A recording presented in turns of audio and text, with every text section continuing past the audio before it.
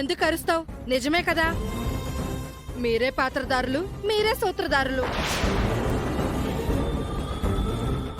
ఇదిగా మర్యాదగా ముక్కు పట్టుకుని తీసుకొచ్చి ఇచ్చేయండి, లేదంటే అమ్మ తీర్పులు చాలా కఠినంగా ఉంటాయి, మీరే బలైపోతారు.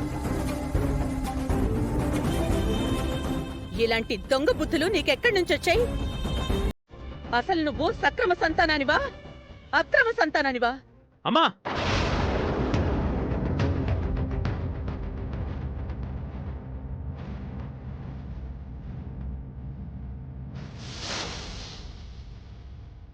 ఏంటా మాటలు వేదా? మా మీద మీకు ఎంత కోపం ఉంటే మాత్రం అంత పెద్ద మాట ఎలా అనగలిగేవత్తయ్యా? అమ్మన్న దాంట్లో పెద్ద తప్పులేదు,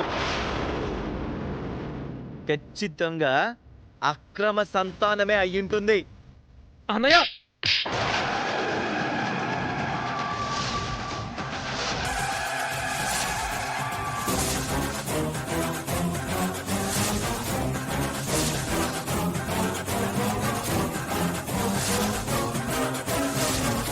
నన్ను కొడతావా? ఇంకోసారి ఆ మాట అంటే అన్నయ్యవని కూడా చూడను, చంపుతాను.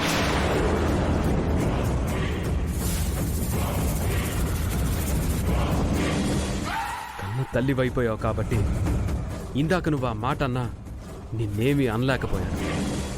అలా అని ఇంకొకసారి అంటే ఊరుకోనమ్మా. ఈ అవనిని, ఈ అక్షయ్ని చూసుకుని మురిసిపోతూ తల్లినే కొడతాను అనే స్థాయికి ఎదిగిపోయావా? మీ డ్రామాలు నా దగ్గర ప్రదర్శించకండి. ముక్కు పుడకను వీలైనంత తొందరగా తీసుకొచ్చి ఇవ్వకపోతే అందరి సంగతి మామూలుగా ఉండదు. మీ ముగ్గురిని బయటికి గెంటేస్తాను. రేపు సాయంత్రం వరకే మీకు గడువు.